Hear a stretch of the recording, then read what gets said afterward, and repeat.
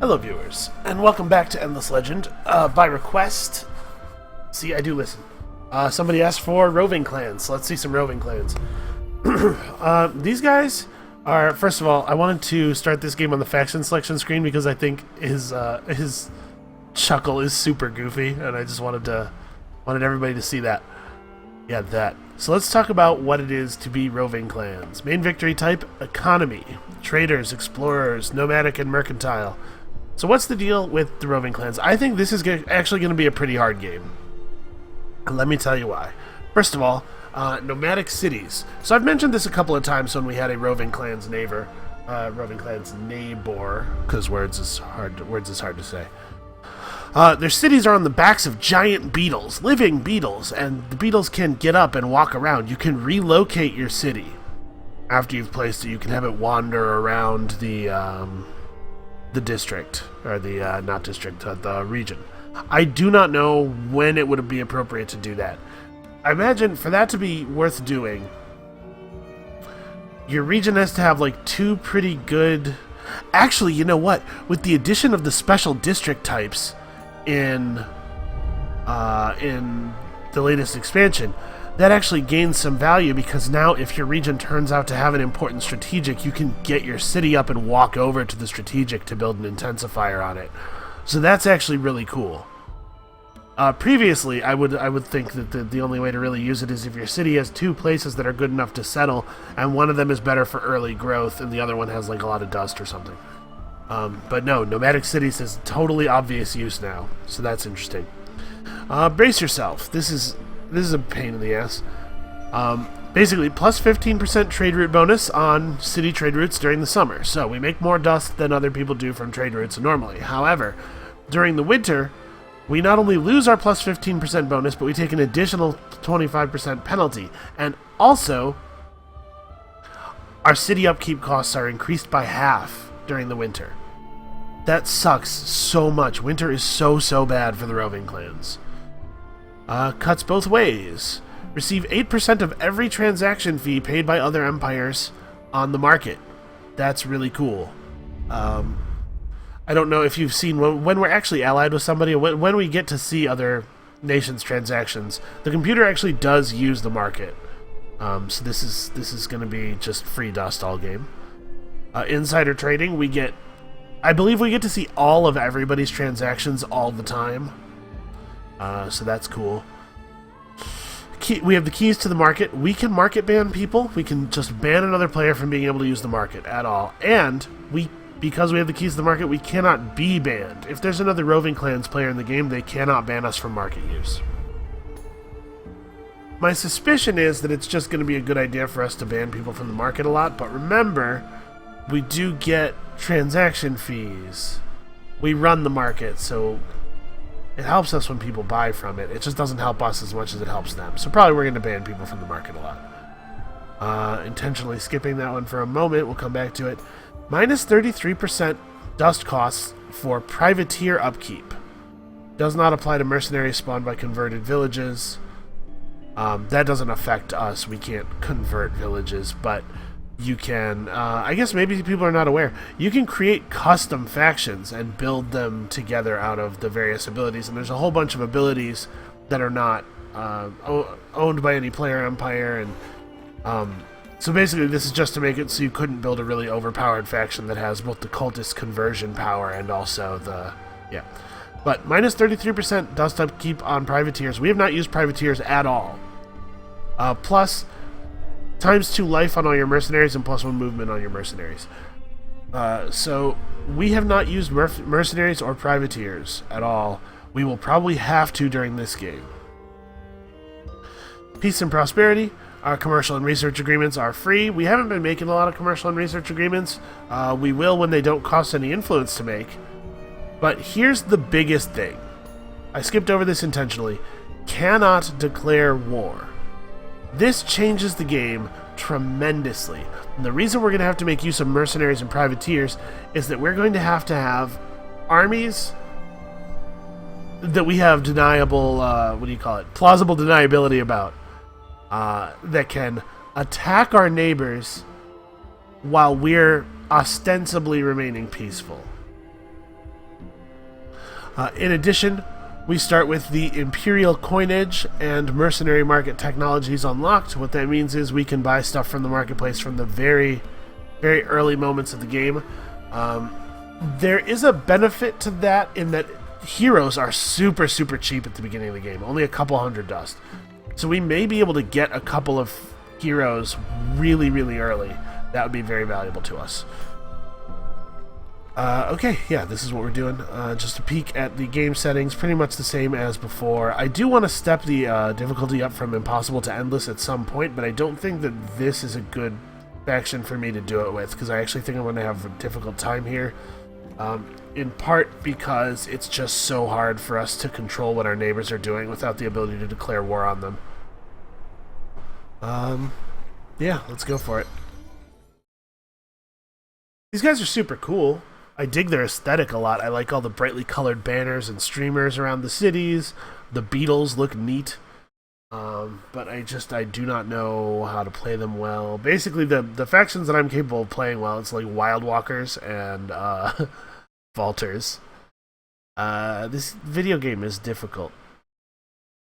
Listen, there are some really great players out there, and I have sort of intentionally not been watching their stuff since I started doing this as my own series, because I want the learning aspects to be clear. I want you guys to be able to learn along with me. I want to show how I pick stuff up at games.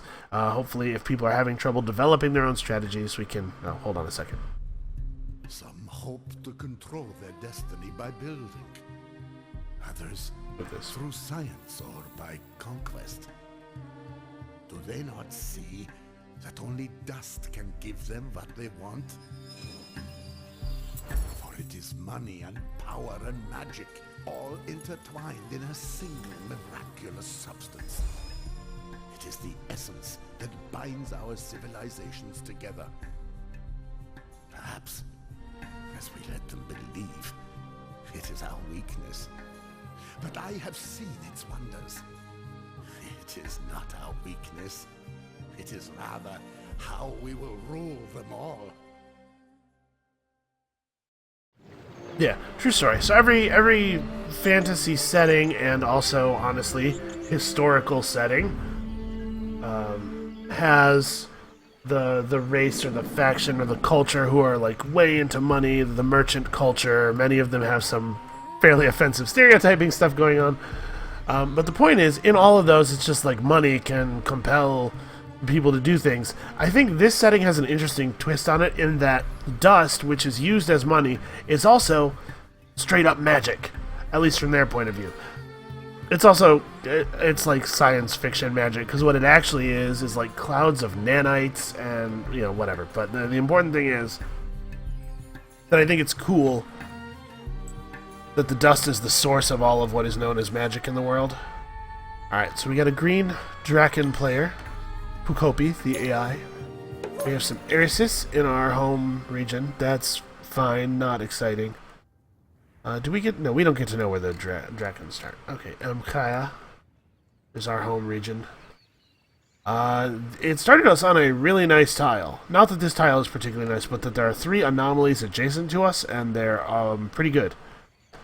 For the first time in quite a long time, we are starting as a race that does not have any modifications to what resources they can find on tiles or anything.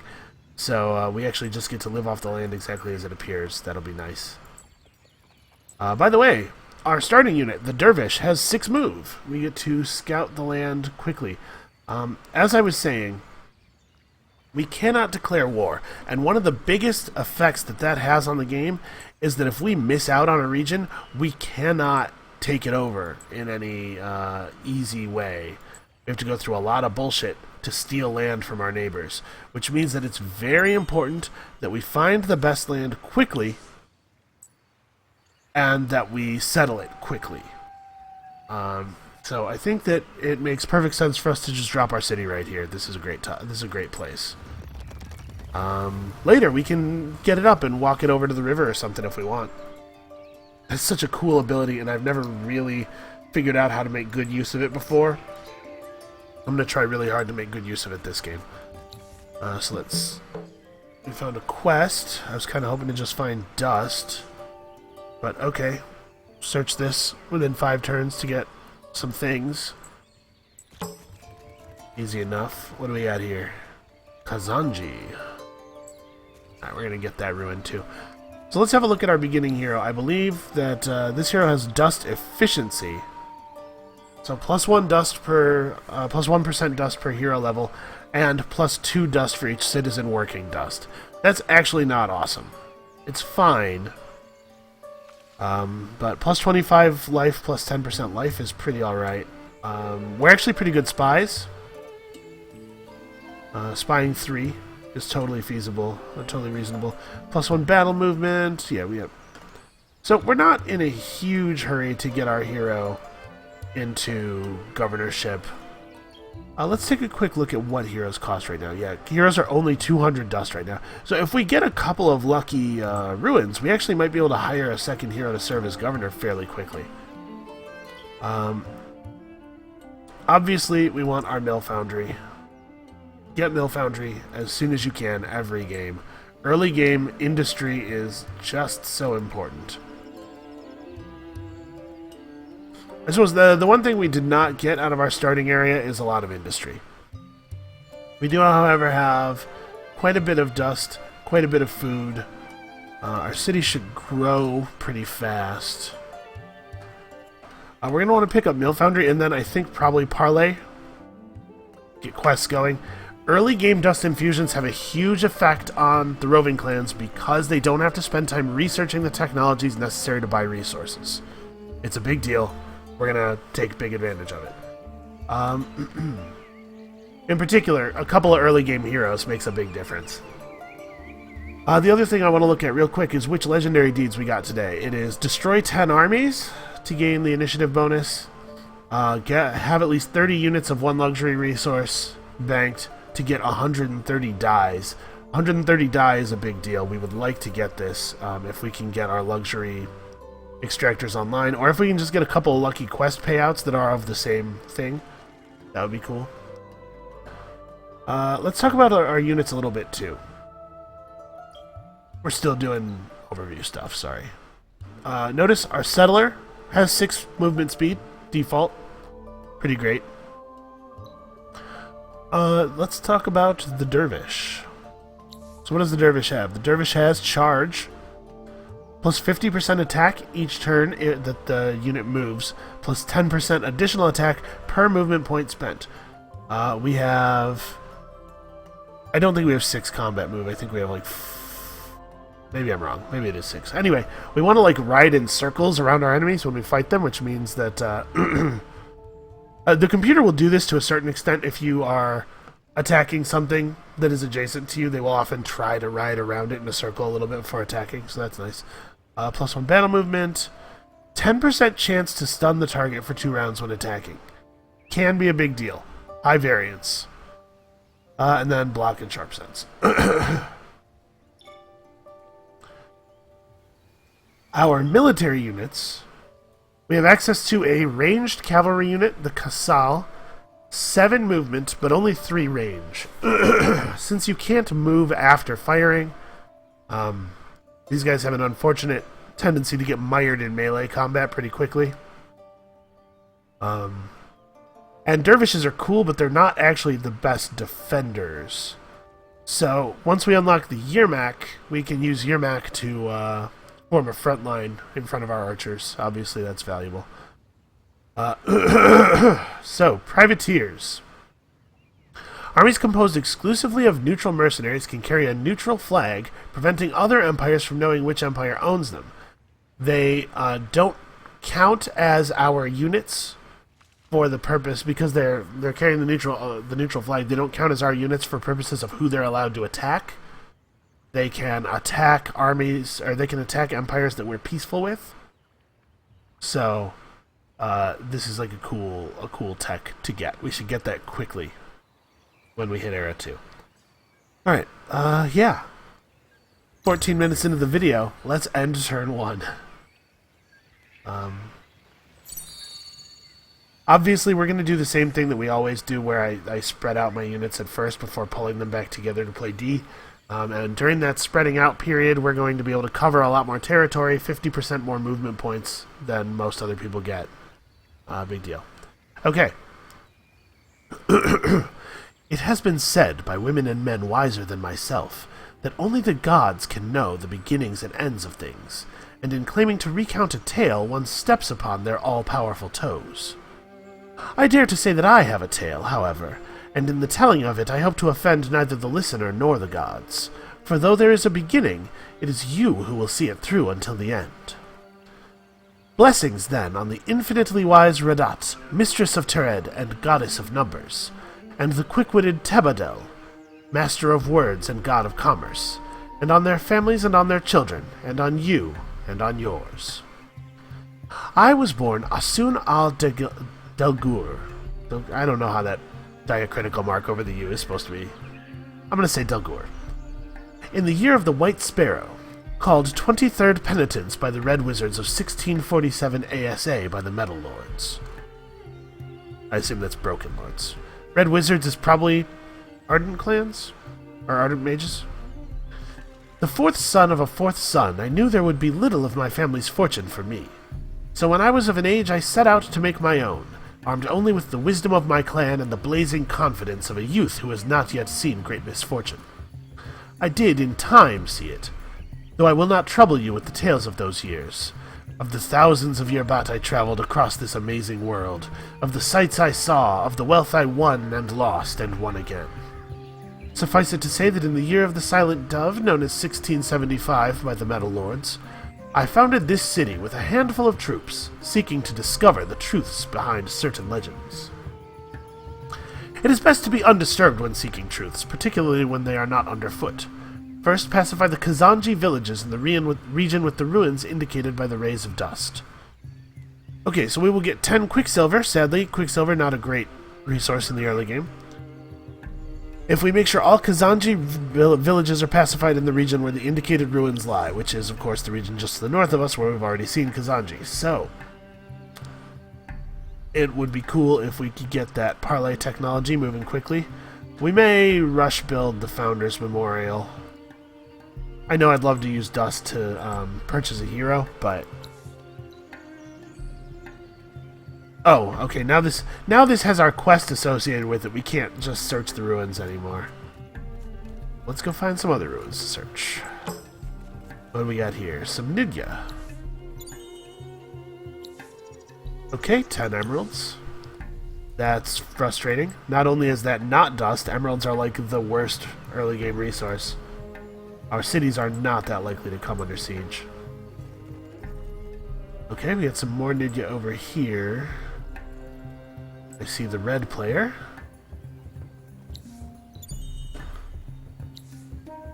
Okay, 70 dust. That's excellent. I'm very pleased with that. I think actually we are going to just rush build the Founders Memorial.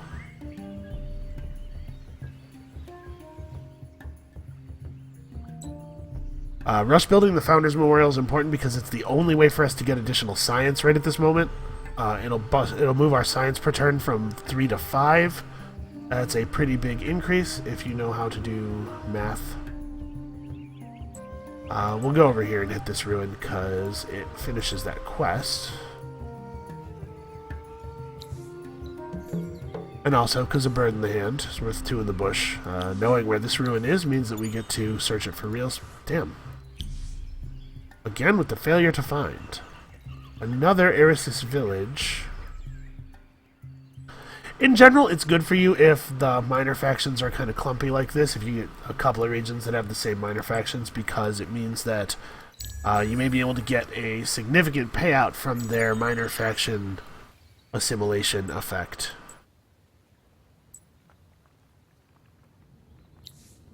Let's see about this one. Okay, some early titanium, that's fine. Did we see what our strategic is? We have glass steel. Okay. So early titanium is good for us. It gives us a chance of being able to make the Silix and Kazanji again. It gives us a chance of being able to make the legendary buildings a little earlier than we would be able to get them by actually mining all the resources. Eyeless ones. Terrible. Do I want to say hello to Red? I don't want to say hello to Red so badly that I'll walk into this sort of dead-end area. So we got a nice region over here. Rivers, moss pearls, some salt desert. Okay, I see a ruin here. We're meeting lots of minor factions. So do I want to make another dervish, or I don't want to push a settler probably right away. We'll start work on a dervish. We'll build the mill foundry as soon as it's available, moving it ahead of the dervish.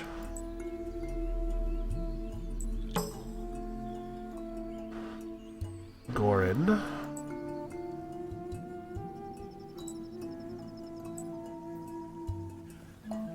Just filling out our map here. So, deserts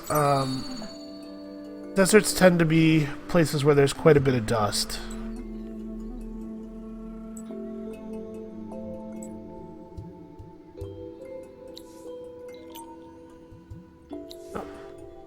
Okay. Colonize this region for some early dust, that's nice. Alright, so the question is, this hero could serve as a military commander, it would be fine. It's not exciting. If we went this way, though, we could get a lot of extra dust. We have 3 anomalies in our city's starting tiles. This would be plus 6 dust with 1 level, plus 15 with 2 levels. That's a fair amount of extra dust per turn. You get a big trade route bonuses.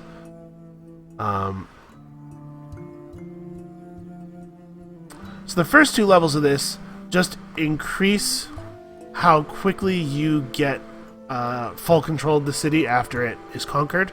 But the first level of this just does that. The second level does that a little bit more, but also makes the city have 0 expansion disapproval generation. That's actually kind of a lot of extra approval. So that's something worth thinking of. Plus 1 dust per trade route, plus 50% bonus to city trade routes. It's cheaper to get units trained in the city. This allows you to create trade routes with empires that you are not at peace with, even so far as to let you have trade routes with empires that you are at war with. Our trade route bonuses are our lifeblood. We need trade. So actually, it may be worth having at least 1 hero who has this skill. I kind of want to just throw in this this skill and then make this person, make Siri Alastra the governor of our capital.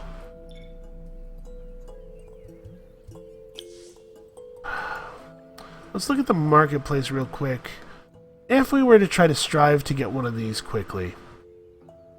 Dust boost 1. This is definitely an army commander. Attack boost 1 and damage boost 2. That's actually pretty enticing. Food boost 2, influence boost 3. That's not bad at all. Loremaster Samsanitnwana? Samsanitnwana? Something along those lines. The 3rd, of course.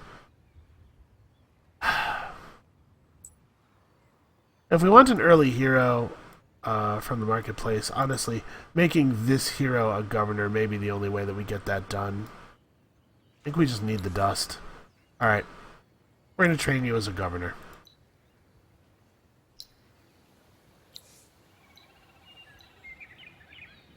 Being out in the world, yeah, I didn't dismiss it after I leveled her. Yeah, that dramatically increased our dust output. It also, it increased our dust output a little bit more than expected because it reduced our costs, because it meant that we don't have 3 armies anymore. You do incur a little bit of extra cost having your guys split up into armies. Into separate armies, I should say. Wow, nothing again. Rough. Now let's finish mapping out these tiles. So Tame is actually a pretty nice region. It looks like we got a lot of anomalies in World Gen. I leave the things like the number of anomalies and stuff like that on random because I like to see what the game is like in different sets of conditions. We've had high anomaly generation, I feel like, the last few games, though. Alright, 4 turns until the language square, we can start getting quests. 30 dust, alright.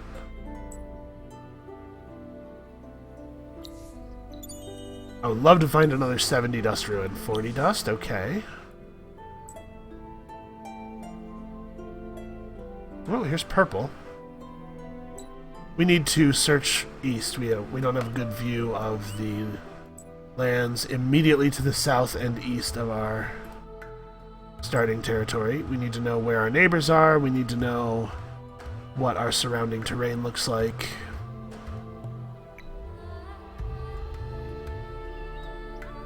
This is expensive. It would preclude us from building from buying an early hero, basically. We need the industry, though. We need it really badly. This will make it a lot easier for us to build a couple of military units and, most importantly, our first settler in the very near future. We have to take land quickly because we can't fight for it, remember. So it's important that we grab the valuable stuff near us. We have to be careful not to enrage the computer too much and get conquered. And a big part of that is having first of all, picking our land carefully so that we're not stealing land from them in their eyes. And secondly, having an army that can defend us. They're a lot less likely to attack if they don't think they'll win easily. Sort of like real life politics and diplomacy. Okay, we're at turn 7, so as far as Empire plans go, it's very beneficial for us to found on or shortly after turn 10. That's interesting. So we have the materials necessary to start building a legendary building now on turn 7. That's unusually early. Do I want to go for this? We have our mill foundry completed already, too. We could build toward the river to start taking advantage of the river. Or we could try to build this way, because it would be cool if we could get this tile. This is a pretty good tile. If I built right here, then we could just build right here next. Yeah, let's do that. Plus we gain 4 food, 2 science, 2 industry, and 1 dust if we get this. It would be 18 turns. I'm going to leave us all on food for this next turn. When the dervish is completed, we'll have him run out and scout. We'll keep riding about. But I might shunt everybody onto industry and try to get the museum done. In case you're not familiar, let me talk about what this does. First of all, it gives us a big approval bonus. Secondly, plus 20% dust and science. That's over the whole empire, because those are empire level resources. As long as we can keep our empire approval level happy or higher. It's actually pretty valuable. It's not as good as the second legendary building, but it's very good. All of them are very good. Nothing. Wow, we are having some bad luck with these ruin searches. We're about to have the language square, which means that we will be able to start moving on our... Wow, and nothing again. There's an 80% chance of finding something last time I checked. That's really, really rough. Very bad variance.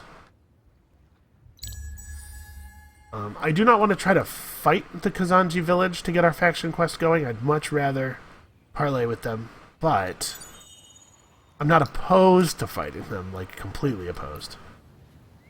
So this would be 8 turns. If we leave everybody on food for one more turn, though, we'll be able to push the next citizen pretty quickly, which will... I think we're gonna leave it on food for one more turn. Try to get to that 5th citizen and then put all 5 of them into industry. Well, actually, hold on. We're going to go back and examine my assumption that that's a good thing to do.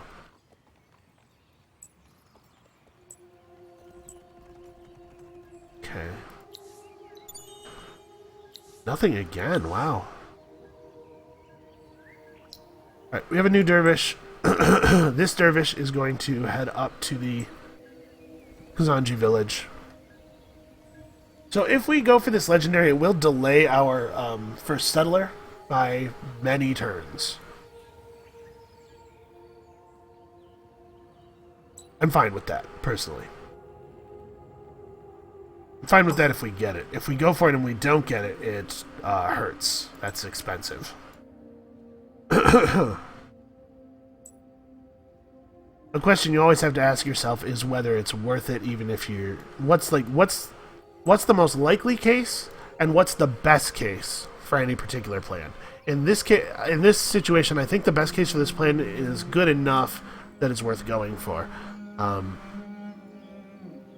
A good example of a place where that's not, first of all, non-obvious, and secondly, not true, is like early world wonders in civilization are often not worth building, even not worth going for, even if you do get them, because of how much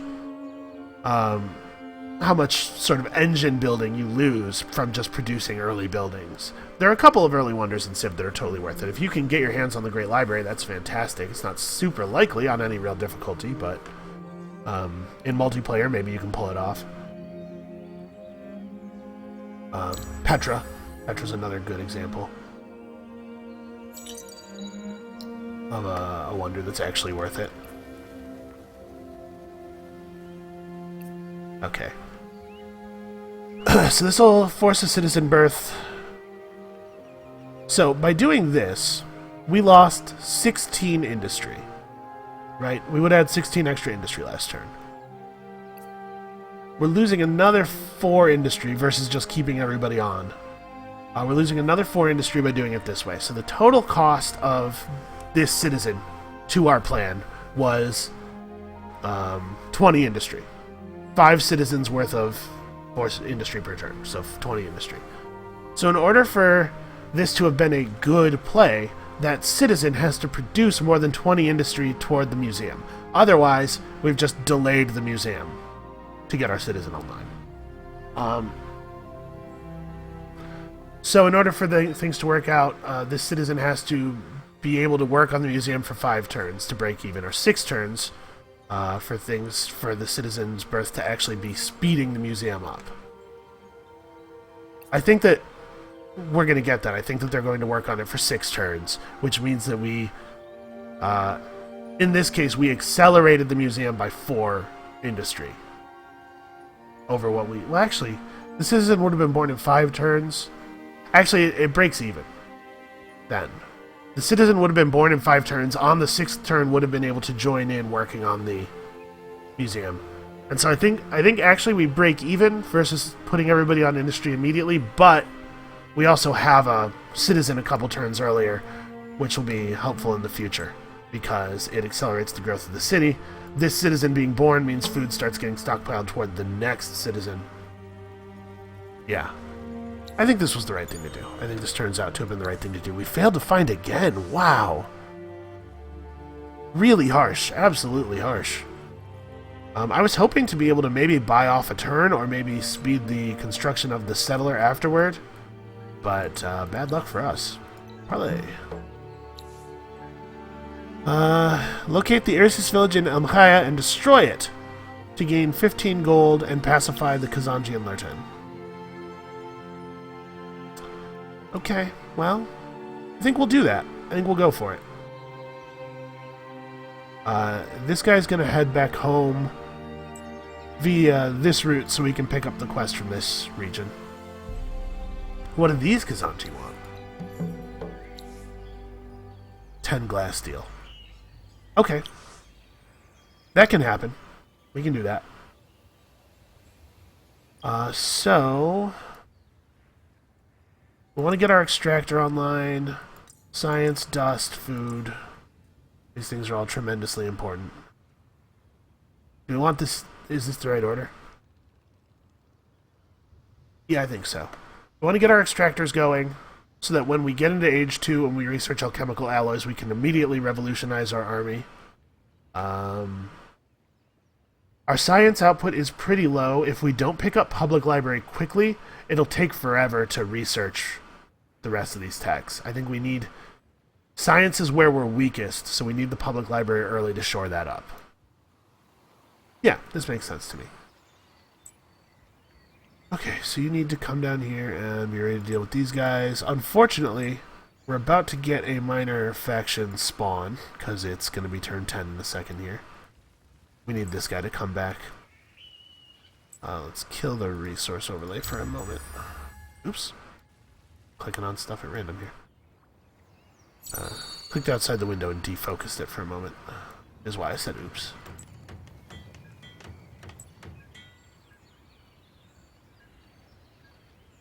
Okay, I want to merge you guys into a single army. Did you see our dust output increased by 4 per turn when we did that? Each army that you have running has its own upkeep costs. Remember that.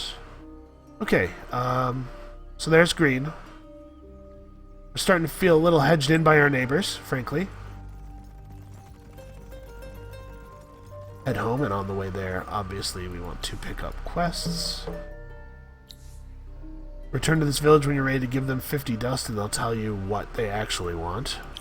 We get 10 influence for doing it, though. So I'm going to do it because I want to buy... bring 5 glass steel to the other heiress's village in the region for pacification. That's not too bad. And this lets us do...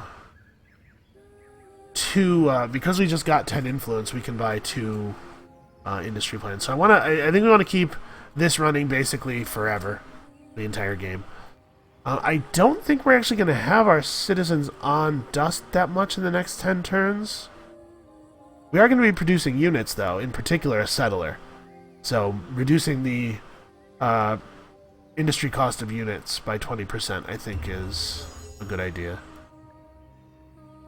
We might be able to get our settler finished before the end of the 10-turn window.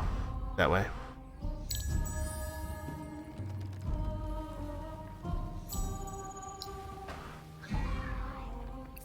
Oh, I just booted some industry by leaving that guy off of industry for too many turns. Oops. Alright, so we'll have these guys all merged together into one army.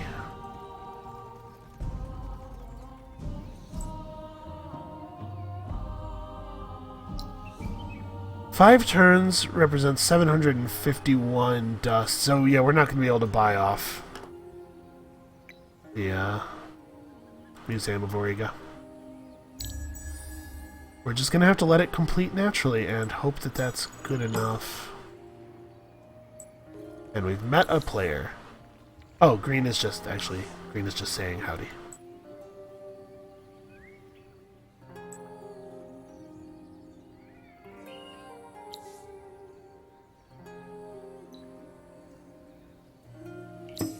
Alright, the reinforcements from the city, we're going to do this manually. We're going to intentionally slow roll here so that we can make the city's militia and hero do most of the work. How fast are these guys? They have 2 speed. So we just want to be more than 2 spaces away from them. And then we're actually going to back up, I think, on our first turn. I want the city's units to do most of the work here, to leave our army in good shape.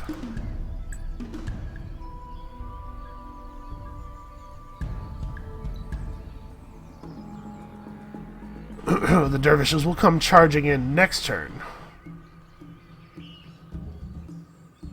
Oops, I should have checked their targeting. That was not the one that he should be attacking.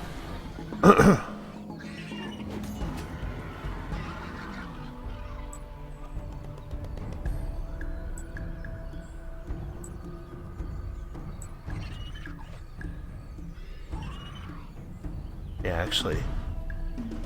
Alright. So now we ride in. I was not thinking he was going to take that direction. That was kind of strange. They're just trying to use up as much of their movement as possible to take advantage of the charge ability. But that does mean we're taking a little bit more damage than I would like. These guys have sweep strike back, which means that when they get attacked, they counterattack all adjacent units.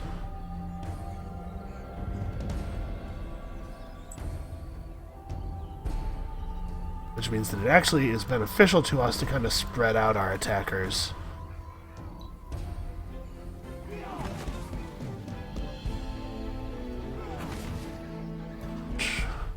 Oh, he can't actually get in melee range, no. Alright, we're taking a lot more damage than I was hoping we would.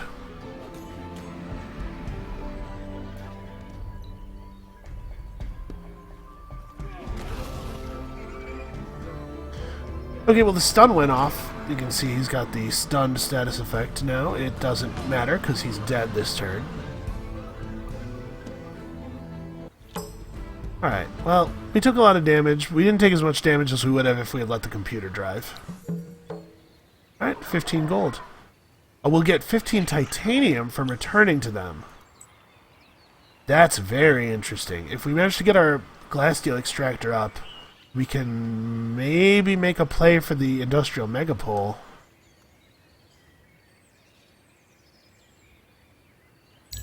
I'm greedy.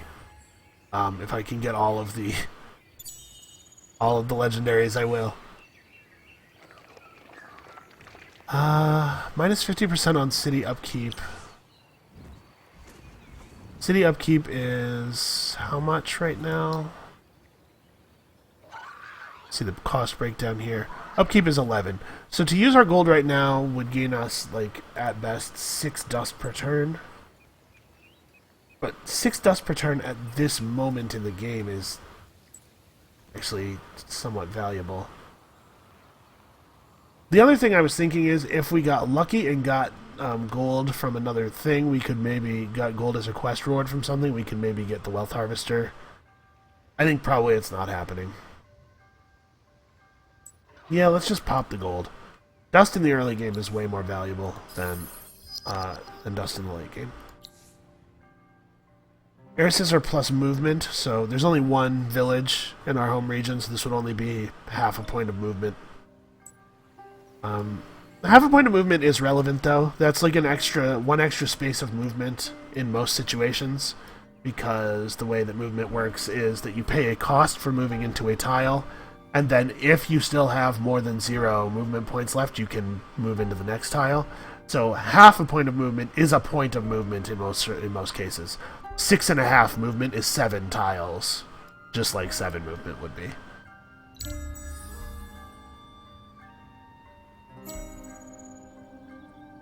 Alright, let's parlay with these guys. Alright, 15 titanium and faction quest. Quicksilver. Not great. We'll probably pop it just for the approval boost, honestly. And I mean, early game XP is not nothing.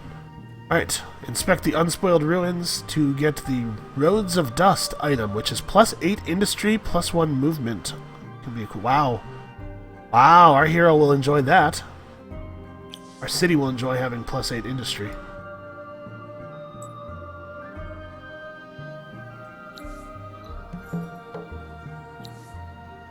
Thus the city was founded, and my first efforts came to glorious fruition.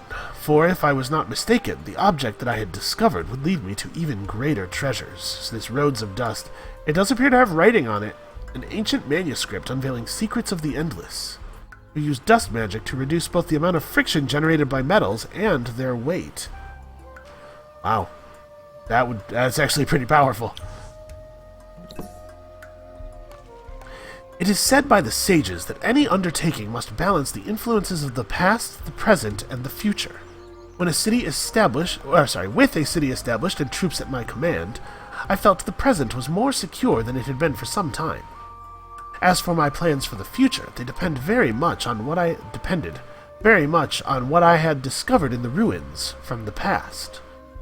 For upon Auriga, the past is a weighty thing indeed. The relics I had recovered... I don't know why I can't read right now. The relics I had recovered hinted at something truly enormous, a great complex of wonders and wizardry, hidden somewhere beneath our very feet. Curse me thrice if I did not weep with joy at the discovery. For dust is not merely our tally and currency, it is stuff that has great power on its own. And should I amass it in the quantities I saw in my dreams, I was sure that I could shape the very stuff of which our world is made.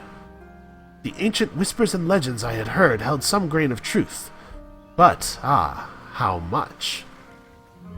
The relics say one must obtain specialized knowledge of the powers of dust to understand the vast riches beneath the surface of Auriga. And ardent mages master dust in ways unknown to other factions. So we gotta hire an ardent mage's hero, equip them with the roads of dust, and assign them to an army. Well, that's an interesting idea. Also, 40 dust. What's it cost to buy out a settler? 266. Oh! We can finish this right now. We will definitely do that. Alright. Also, we should do this. Okay. That's pretty good. We should pop up here and have a word with this minor faction, probably, and hit that ruin. Okay. Lucky early game strategics for us. That'll push our approval level way, way up. So that's good. We are going to pop this as well. We're not going to pop the emeralds, obviously. They don't do anything for us right now. What they normally do, they increase fortification on cities. That's not useful to us right now. But we're about to get 15 emeralds from a quest. So if we were to get another reward of emeralds from either searching a ruin or from another quest, we actually might still be able to get Wealth Harvester, which would be really cool. I'd very much like that.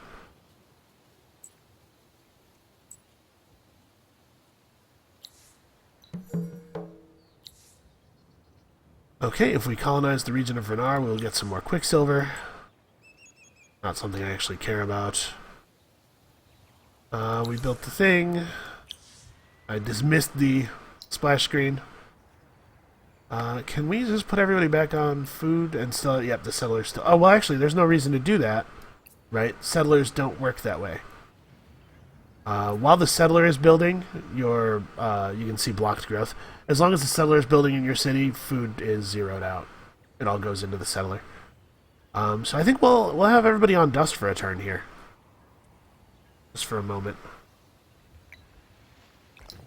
Actually, probably want this glass steel extractor up like right away. If I put everybody back on industry, would we finish it this turn? We would. Okay, we'll do that.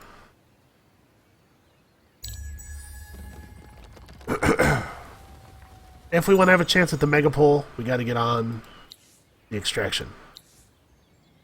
More dust. Trade route bonuses totally matter. We'll get there. Once we, have trade, that becomes a little bit more attractive, obviously. It suspects that we will get our asses kicked. Really?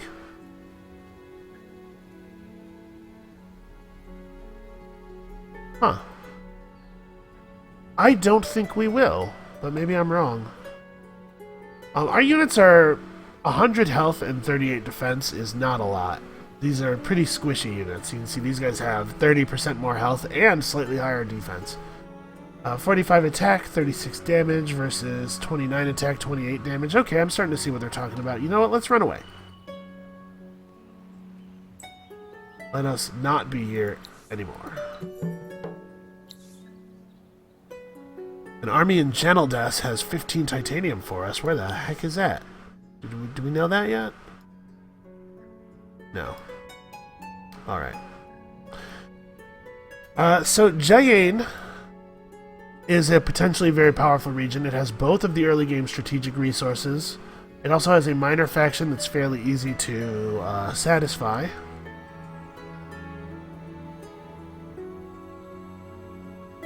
This may be where our settler goes. Let's turn on our resource overlay real quick.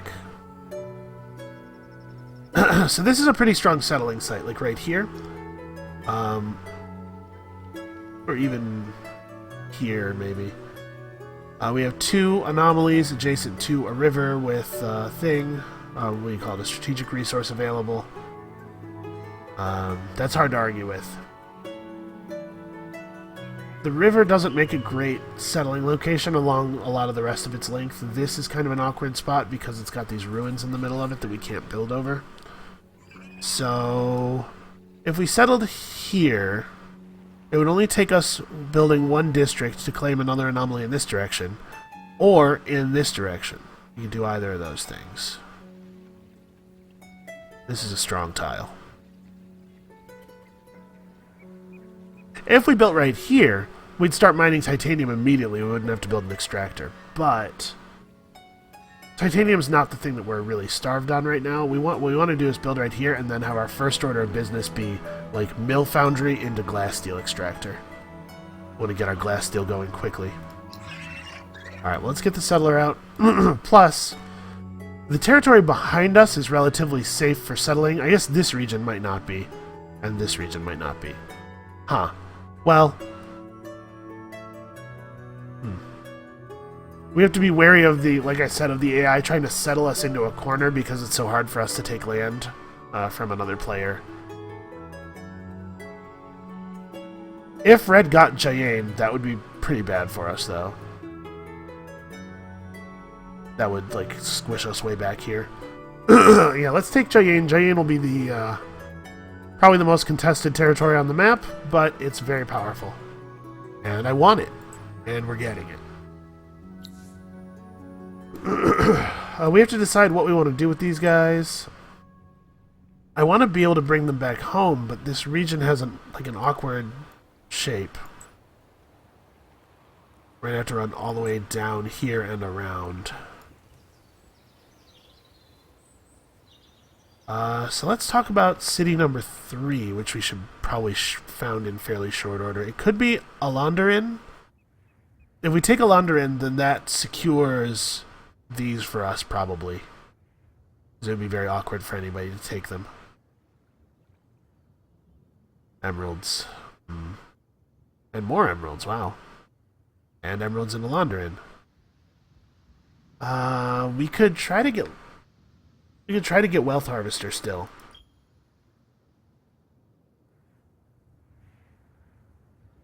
We're going to have access to a lot of emeralds.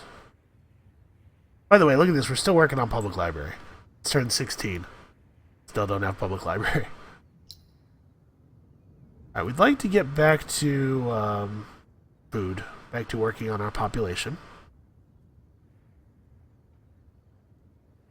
Yeah. Alright, I want to make sure that we move these guys quickly as our turn begins. I want to get them out of a hostile region. The first winter's coming soon, by the way. We have to make sure we have a bank of money for when that happens, because all of a sudden our income is going to drop down to like nothing.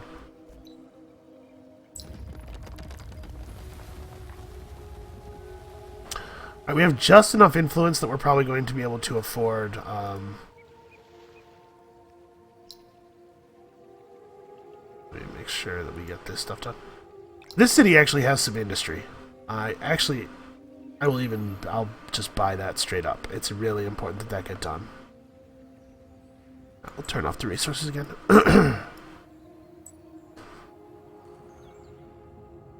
We actually have really good income right now, especially considering that our citizens aren't working income or anything. We do need another settler pretty soon. As soon as this Eris's village is done... Actually, let's do this. A new citizen will be born. When you make a settler, it also reduces the population of the city by 1, because it's that point of population is the settler.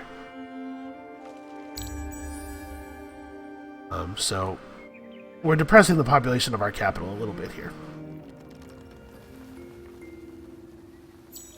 Oof. And here's winter. -1 dust on terrain with dust.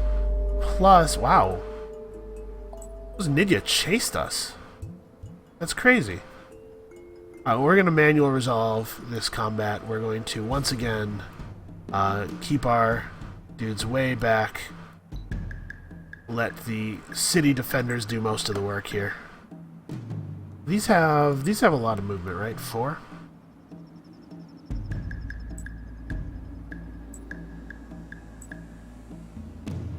Yeah, we'll just move a little bit. We're kind of fanning out, and we'll let them come in.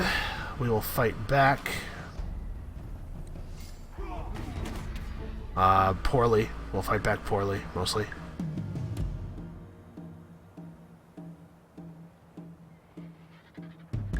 This guy should attack here.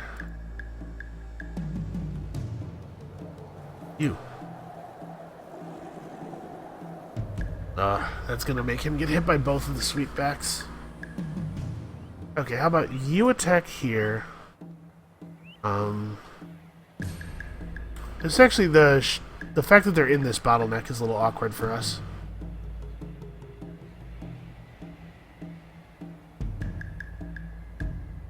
So this unit will move to here, attack this guy. Oh, these guys don't have sweepback strike. They just have circular attack. They do circular damage, but they only do it on their actual attack, not on their counter attack. Okay. Then this should be fine. You maybe should stay out of combat for another turn.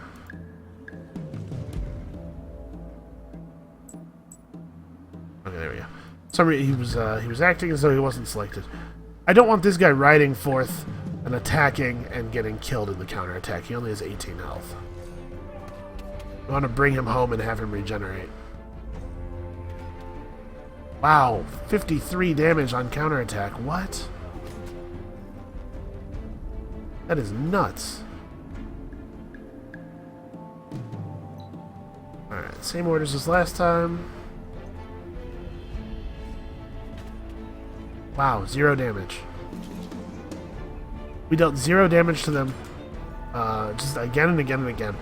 So we are getting the bad luck here. We had some real bad luck with our ruins, and then real bad luck with our units actually fighting.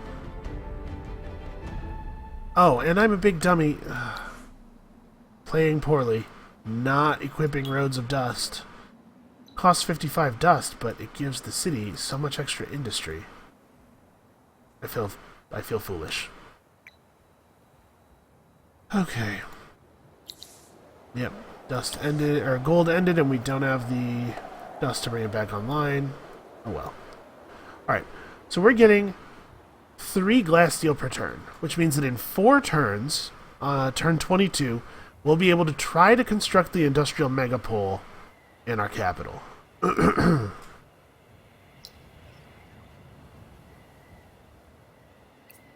How many citizens have to stay on industry for us to get a 1-turn settler? Alright, turns out to be 4. We're going to bank a little extra dust.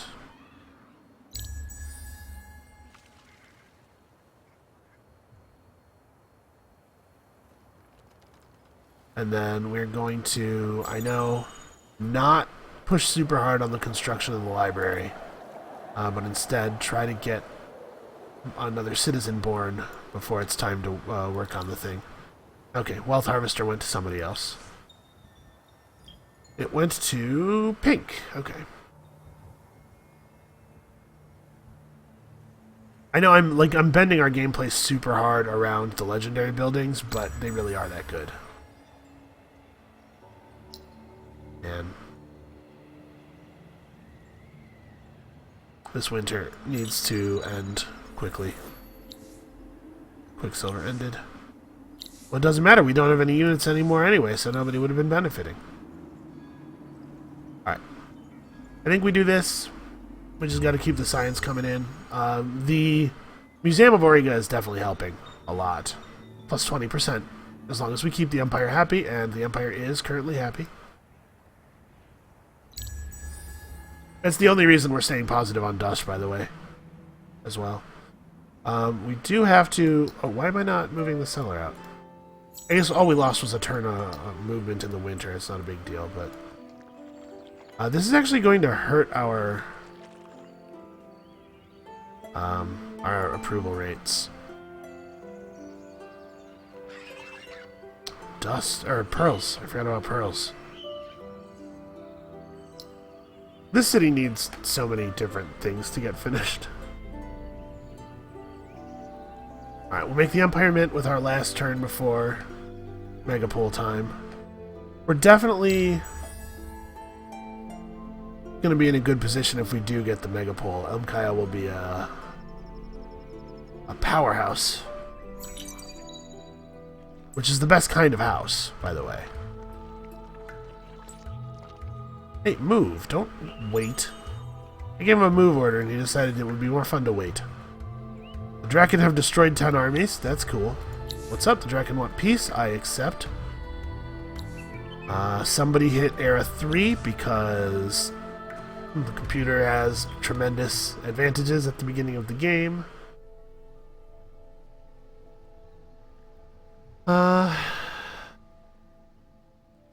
We need to research one more technology. Given our slow start science-wise, we might want to pick up the geomic labs. But also, city approval is very important to us. Let's get sewers. Yes, I know. Now we're just going to retreat. It's fine. That means that this settler basically has to get to a location to settle his city this turn or next turn. This isn't bad. Most of the tiles around it are fine, and it would start us on... There's not a lot of food in this region, actually. It's pretty food poor. This would start us with 7 food, which is, I think, the best we'll get starting anywhere in here.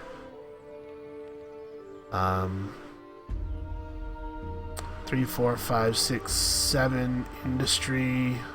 Yeah, I think that this geothermal pit is okay. Also, of course, if we figure out a better location later, we can just move it. That's something to remember.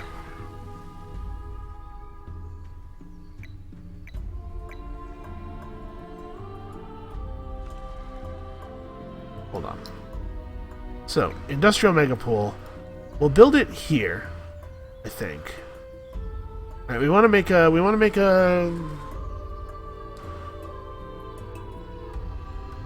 Well... So my thinking is that I don't want to build it here. As much as building it here would be cool because it gets us the tile, I want to be able to make it into a level 2 pretty quickly. So if I build it here or here, I can just build a little triangle-shaped city, just construct a couple boroughs, and get both of these, this and this, up to level 2 quickly. This is 4 food, 2 dust, 6 food, 1 dust, 2 science. This is just a better build. Alright, and everybody is working. I kind of want to save dust to buy out maybe 2 or even 3 turns at the end. We have a lot of income.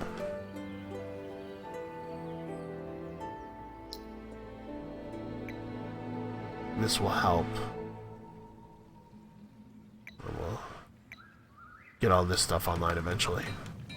We're going to build over that with an intensifier probably at some point. So let's turn this off. Okay, I think we're going to call this episode there. That is, I think, a pretty... We had some bad beats with our units. We lost our entire army to minor factions. We did have the dust. We could have equipped them with tier 1 armor and weapons. Tier 1 iron armor. They start with tier 1 iron weapons, but they don't start with any armor on. We could have maybe saved them. I don't know. That fight was... Our military is not exactly the envy of the world. We do have to get a functioning military back online pretty quickly, though, now that we've pushed out and settled these sort of aggressive forward settles. Our neighbors are going to have words. Although, this green is at least at peace with us, so it'll be a couple of turns before they are likely to declare. We're likely to get some warning before they declare war, at least. Yeah, I'm pretty happy with this start. Come back next time. By the way, I didn't talk about it, but I think the victory condition we're most likely to go for is economic. We're just going to push dust super hard. So, what does that mean? What is an economic victory? Your empire must have earned 249,975 dust. Obviously, you don't have to have that amount in your bank. Just get that much, and you have produced that much from the beginning of the game, and you instantly win. So we're going to be pumping dust super hard. And maybe, faction quest. We'll keep working on our faction quest. We'll see how that goes. All right, come back next time. We're gonna keep pushing along. Hopefully, we can make something pretty great happen this game. We'll see you then.